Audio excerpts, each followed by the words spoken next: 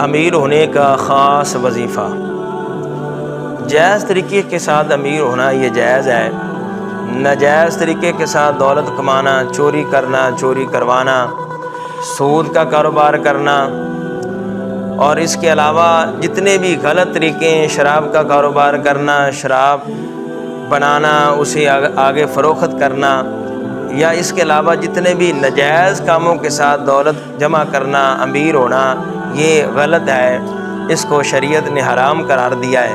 لیکن جائز طریقے کے ساتھ امیر ہونا یہ جائز ہے، اور قربان جائیں یہ ایسا زبردست وظیفہ ہے۔ امام غزالی فرماتے ہیں یہ اللہ تعالیٰ کا نام ہے، بڑا ہی آسان وظیفہ ہے، جو بندہ کثرت کے ساتھ پڑھتا ہے یا عزیز یا عزیز یا عزیز، اگر وقف کریں یا عزیز اور وقف نہ کریں، ایک سانس میں پڑھیں تو یا عزیز ہو یا عزیز ہو، جو بندہ کثرت کے ساتھ پڑھتا ہے وہ بہت جلد امیر ہو جاتا ہے۔ اور تعداد میں پڑھیں، فجر کے بعد یعنی 300 مرتبہ پڑھیں، اور عصر کے بعد 300 مرتبہ پڑھیں، انشاءاللہ اللہ تعالیٰ کے فضل و کرم سے اور پیارے آقا صلی اللہ تعالیٰ علیہ وآلہ وسلم کے صدقے سے آپ بہت جلد امیر ہو جائیں گے۔ آج ہر بندہ چاہتا ہے۔ اور اس کے علاوہ ایک یہ بھی توجہ کریں کہ میرے پیسے کہاں سے آ رہے ہیں اور کہاں لگ رہے ہیں، اس پر خاص توجہ دیں۔ جب بندہ کہتا ہے مجھے پتہ نہیں کہاں سے آتے ہیں کہاں چلے جاتے ہیں، اس سے بھی آپ کا مال کم ہوئے گا۔ مال میں اضافہ کرنے کا یہ ایک بہترین طریقہ ہے۔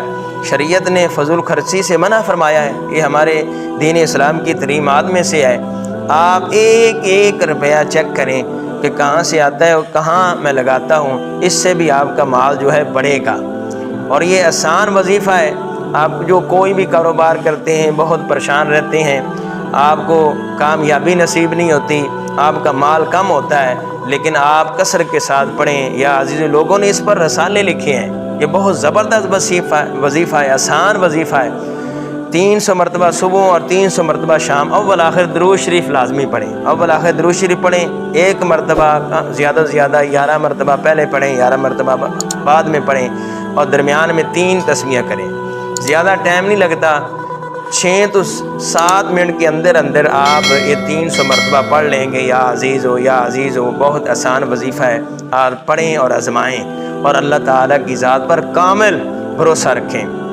وَمَن يَتَّقِ اللَّهَ يَجْعَل لَّهُ مَخْرَجًا وَيَرْزُقْهُ مِنْ حَيْثُ لَا يَحْتَسِبُ، جب اللہ تعالیٰ کی ذات پر وَمَن يَتَّقِ اللَّهَ يَجْعَل لَّهُ مَخْرَجًا وَيَرْزُقْهُ مِنْ حَيْثُ لَا يَحْتَسِبُ وَمَن يَتَوَكَّلْ عَلَى اللَّهِ فَهُوَ حَسْبُهُ إِنَّ اللَّهَ بَالِغُ أَمْرِهِ قَدْ جَعَلَ اللَّهُ لِكُلِّ شَيْءٍ قَدْرًا، کہ جب اللہ تعالیٰ کی ذات پر بھروسہ کریں گے، توکل رکھیں گے، تو اللہ تعالیٰ وہاں سے رزق عطا فرمائے گا جہاں بندے کا گمان بھی نہیں۔